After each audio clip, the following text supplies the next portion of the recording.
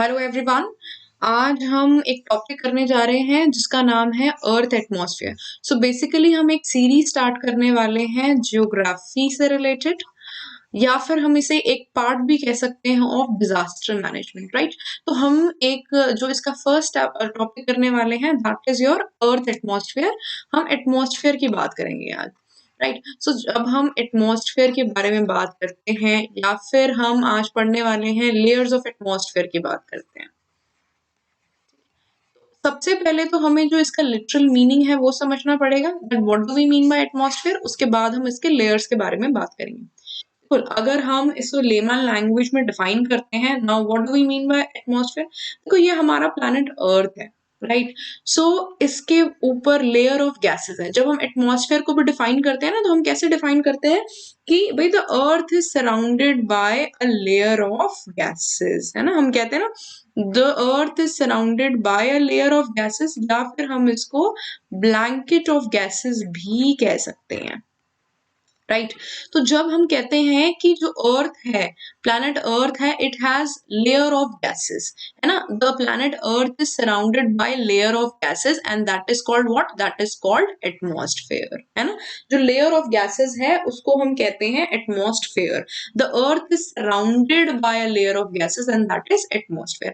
अच्छा, जब हम लेयर ऑफ गैसेस की बात करते हैं तो that means there are so many gases. Now how many gases are there, कितने गैसेस है वहां पे। तो देखो भाई, वहां पे नाइट्रोजन भी है आपका, ऑक्सीजन भी है आपका, है ना, आर्गन भी है, उसके बाद वी हैव ओजोन ऑल्सो, ठीक है, हमारे पास हीलियम भी है। तो ये सारे लेयर ऑफ गैसेस जो हैं ये आपका एटमॉस्फेयर का ही पार्ट है।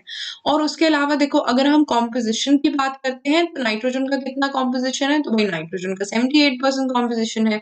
ऑक्सीजन का कितना कॉम्पोजिशन है, तो भाई ऑक्सीजन का 21% कॉम्पोजिशन है, ठीक है ना। उसी तरीके से बाकी जो आपका 1% बच जाता है, 1% में जो है ये बाकी सारा जो है it covers 1% is covered by all these gases, ठीक है, और others also। या फिर आर्गन की बात कर लेते हैं तो 0.96 जो है वो इसका पार्ट हो जाता है। अच्छा, ये तो आपकी सारी गैसेस हो गई। गैसेस के अलावा भी कुछ चीजें जो होती हैं वो आपके एटमॉस्फेयर में प्रेजेंट होती है, जैसे आपका वाटर वेपर, है ना, या फिर आपका डस्ट पार्टिकल्स, ठीक है। ये भी आपके जो एटमॉस्फेयर है उसमें आपके प्रेजेंट रहता है। लेकिन ये जो डस्ट पार्टिकल्स होते हैं ये आपके एटमॉस्फेयर का जो लोअर पार्ट होता है, वहां पे जो लोअर पार्ट होता है वहां पे डस्ट पार्टिकल्स आपके प्रेजेंट होते हैं। अच्छा, लोअर पार्ट में क्यों होता है भाई, क्योंकि it is heavier in nature, है ना, हेवियर इन नेचर। अब अगर हम गैसेस की बात करते हैं तो उनकी एक अलग कॉम्पोजिशन है। वैसे अगर हम डस्ट पार्टिकल्स की बात करते हैं तो डस्ट पार्टिकल्स का क्या मतलब होता है भाई, उसमें सॉइल भी हो सकता है, उसमें एशेस भी हो सकते हैं, है ना। उसके बाद उसमें सी सॉल्ट भी हो सकता है। Then we have other things also.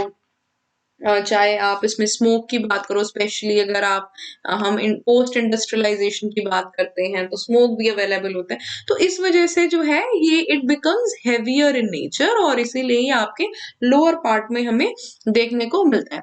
अच्छा, इसके अलावा एटमॉस्फेयर में समझने की क्या जरूरत है भाई, एटमॉस्फेयर का कोई कलर नहीं होता। It has no colour, number one. Number two, it has no smell also, है ना। हम ये नहीं कह सकते हैं कि एटमॉस्फेयर का पिंक कलर होता है या ब्लू कलर होता है या इसकी जो स्मेल होती है वो इस तरह की होती है। No, it has no colour as well as it has no smell, right. लेकिन क्या होता है कि 99% अगर हम एटमॉस्फेयर की बात करते हैं, राइट, तो इसका जो 99% एटमॉस्फेयर का मास होता है ना, जो गैसेस होते हैं, गैसेस का जो मास होता है, तो उसका जो 99% होता है, it actually lies with in 32 kilometres, right. अब आपका जो एटमॉस्फेयर है, एटमॉस्फेयर से 32 किलोमीटर्स की रेंज के अंदर अंदर आपका ये जो है जो 99% मास है एटमॉस्फेयर का, इट लाइज देयर ओनली। अच्छा, इसके अलावा अगर हम, जैसे हमने बड़े काफी सारे गैसेस की बात की है ना, हमने अभी बात की कि भाई देखो नाइट्रोजन है, हीलियम है, ऑक्सीजन है, ठीक है, आर्गन है, लेकिन और भी गैसेस हैं। लेकिन ये इन सब का जो कॉम्पोजिशन है इट इज कांस्टेंट, ठीक है, इट इज कांस्टेंट। लेकिन अगर हम CO2 की बात करें तो इट इज राइजिंग कॉन्स्टेंटली, है ना। ये जो है लगातार ओवर द डिकेड्स अगर हम बात करें, it is actually rising day by day and we all know the reason behind it. It is altogether एक अलग ही different topic हो जाता है ये, ठीक है। तो ये जो है आपका जो कार्बन डाइऑक्साइड है ये लगातार जो है इन्वायरमेंट के अंदर बढ़ रहा है। अच्छा, इसके अलावा अगर हम बात करें, एटमॉस्फेयर जो है ये हमारे लिए फायदेमंद भी है। अगर हम कहें कि भाई एटमॉस्फेयर की क्या इंपॉर्टेंस है, तो भाई एटमॉस्फेयर की बहुत अच्छी इंपॉर्टेंस है। फॉर एग्जाम्पल, जैसे देखो ये सन है, ठीक है। Sun gives heat energy and light to the planet earth, है ना। It is the major source of what, energy, heat energy. जो सन होती है वो आपका मेजर सोर्स होता है किसका, हीट एनर्जी का। और हमारे लिए नहीं, पूरे सोलर प्लैनेट के लिए ही ये एक क्या कहते हैं हम, सोलर प्लैनेट के लिए ही एक हीट एनर्जी का मेजर सोर्स है। अब क्या होता है देखो, अब क्या होता है कि जब ये दिन के टाइम पे, अगर हम डे के टाइम पे बात करते हैं, तो डे के टाइम पे क्या होता है कि भाई जो एनर्जी है वो अर्थ के अंदर क्या हो रही है, एंटर हो रही है। तो ये जो एटमॉस्फेयर में गैसेस प्रेजेंट होती है ना, ये आपकी जो भी एक तरीके से कह सकते हैं, जो भी आपकी हीट एनर्जी आती है उसको ये एब्जॉर्ब कर लेती है। क्या कर लेती है, उसको एब्जॉर्ब कर लेती है, उसको ट्रैप कर लेती है। तो भाई दिन के, डे के टाइम पे तो यू हैव सनलाइट, नाइट के टाइम पे तो आपके पास सनलाइट नहीं होती ना, हीट एनर्जी नहीं होती आपके पास, तो क्या आपको ठंड लगने लग जाती है, नहीं। उसका जो कुछ पार्ट होता है डे के टाइम पे जो आपको हीट एनर्जी मिलती है, उसका जो कुछ पार्ट होता है ये गैसेस एब्जॉर्ब कर लेती है, इसीलिए एक अमाउंट ऑफ हीट एनर्जी जो है वो बनी रहती है आपके इन्वायरमेंट के अंदर। अच्छा, इसके अलावा जो हम टॉपिक करने वाले थे लेयर्स ऑफ एटमॉस्फेयर, हम ब्रीफली सारी चीजें देखेंगे। अब हम बात करते हैं भाई कितने लेयर्स ऑफ एटमॉस्फेयर होते हैं। तो भाई सबसे पहले हमारा, अगर लेयर्स ऑफ एटमॉस्फेयर की बात करते हैं, तो सबसे पहले क्या आ जाएगा, सबसे पहले ट्रोपोस्फेयर आएगा। Then we have what, we have stratosphere, है ना। हमारे पास नेक्स्ट जो है वो स्ट्रेटोस्फेयर आता है। फिर क्या आ जाता है भाई आपके पास, फिर आ जाता है आपका मेसोस्फेयर, और उसके बाद आपका आ जाता है थर्मोस्फेयर, है ना। Most of the people know, I know, काफी लोगों को ये सब चीजें जो हैं वो पता होंगी। अच्छा, ट्रोपोस्फेयर की जब हम बात करते हैं, तो देयर आर सम फीचर्स, है ना। ये हमारा एटमॉस्फेयर, ये हमारा प्लैनेट अर्थ है, ये हमारा एटमॉस्फेयर है, नंबर 1, नंबर 2, नंबर 3, नंबर 4, ये ट्रोपोस्फेयर है, ये हमारा स्ट्रेटोस्फेयर है, ये मेसोस्फेयर है, ये थर्मोस्फेयर है। ऐसे करके हमने डिवाइड किया हुआ है ना। देखो, अगर हम अपने फर्स्ट लेयर की बात करते हैं विच इज ट्रोपोस्फेयर, तो भाई कुछ चीजें हमें ट्रोपोस्फेयर के बारे में भी समझनी है। तो कौन सी चीजें हमें समझनी है भाई, अगर हम ट्रोपोस्फेयर की बात करते हैं तो इसकी जो हाइट है ना, मतलब जो इसका ट्रोपोस्फेयर की जो रेंज है, ये 10 किलोमीटर्स टू आपका 13 या आप कह लो 14 किलोमीटर्स तक भी जाती है एवरेज। तो हर बुक में आपको इसके लिए एक डिस्टिंक्ट डेटा ही मिलेगा, कहीं 10 होगा, कहीं 11, कहीं 12, कहीं 13, आपको डिफरेंट डिफरेंट डेटा जो है इस चीज के लिए आपको मिलेगा। तो एवरेज ले लेते हैं हम, 10 किलोमीटर्स टू 14 किलोमीटर्स के अराउंड जो है ये आपको ट्रोपोस्फेयर मिलेगा ही मिलेगा। और जितनी भी गैसेस होती हैं उसमें से 75% ऑफ द गैसेस जो हैं वो आपको ट्रोपोस्फेयर में ही मिलेगी, राइट। जितनी भी गैसेस हैं उसमें से 75% जो गैसेस है वो आपको ट्रोपोस्फेयर में मिलेंगी। इसके अलावा क्या है, देखो भाई ट्रोपोस्फेयर आपकी वही लेयर है जहां पे हम रहते हैं, है ना, वेयर वी लिव। जहां पे हम रहते हैं वही वाली जो आपकी एक तरीके से लेयर है, वही आपकी ट्रोपोस्फेयर है। और क्या इंपॉर्टेंट चीजें समझने वाली, देखो ट्रोपोस्फेयर की जब हम बात करते हैं ना, तो हम जितना ज्यादा इसकी जो हाइट है ना, जितनी ज्यादा इसकी हाइट इंक्रीज होगा उतना ज्यादा इसका टेम्परेचर डिक्रीज होगा। तो ये चीज ध्यान देने वाली है कि जितना ज्यादा आप ट्रोपोस्फेयर में ऊपर की तरफ जाओगे, उतना ज्यादा जो इसका टेम्परेचर है वो नीचे की तरफ गिरेगा। और ये बेसिकली यहाँ तक जो है मेसोस्फेयर तक कह सकते हो, लोअर मोस्ट मेसोस्फेयर तक ये सिलसिला चलता है। आप जितना भी ऊपर जाएंगे आपका जो टेम्परेचर है वो इतना नीचे आएगा। और किस हिसाब से आ रहा है भाई, 1 किलोमीटर में -6.5 डिग्री सेल्सियस तक गिर रहा है टेम्परेचर। मतलब 1 किलोमीटर ऊपर जाओगे तो -6.5 और माइनस हो जाएगा। अच्छा, हम कहते हैं कि देखो, हम कह रहे हैं ये ट्रोपोस्फेयर है, ठीक है ना, ये स्ट्रेटोस्फेयर है। तो ये जो एक बीच में जो लाइन होती है ना, जहां से स्ट्रेटोस्फेयर ऊपर से स्टार्ट हो जाएगा, तो उसको हम कुछ कहते हैं, there is a particular word for that. हम उसे क्या कहते हैं भाई, क्या उसके लिए वर्ड है हमारे पास, उसके लिए वर्ड है हमारे पास ट्रोपोपॉज। उसके लिए हमारे पास जो वर्ड है वो है ट्रोपोपॉज। मतलब ट्रोपोस्फेयर और स्ट्रेटोस्फेयर के मिड की जो लाइन है हम उसको ट्रोपोपॉज कहते हैं, राइट। इसके अलावा जो हमारी सेकंड लेयर आती है, अब हमने बात कर ली ट्रोपोस्फेयर की, हमारी सेकंड लेयर कौन सी है? हमारी सेकंड लेयर है स्ट्रेटोस्फेयर, राइट। तो स्ट्रेटोस्फेयर के केसेस में क्या क्या चीजें देखो भाई, सबसे पहले तो जो स्ट्रेटोस्फेयर है it goes up to 50 kilometres, है ना। वो हम मतलब जहां आपका जैसे ये ट्रोपोस्फेयर है ना, वो तो हम कह रहे थे 14 किलोमीटर तक जाता है, 10 किलोमीटर से 14 किलोमीटर तक जा सकता है। तो इसके ऊपर 50 किलोमीटर अबव तक जो लेयर होगी उसको हम कहते हैं स्ट्रेटोस्फेयर। उसका नाम जो आता है उसका नाम आता है स्ट्रेटोस्फेयर।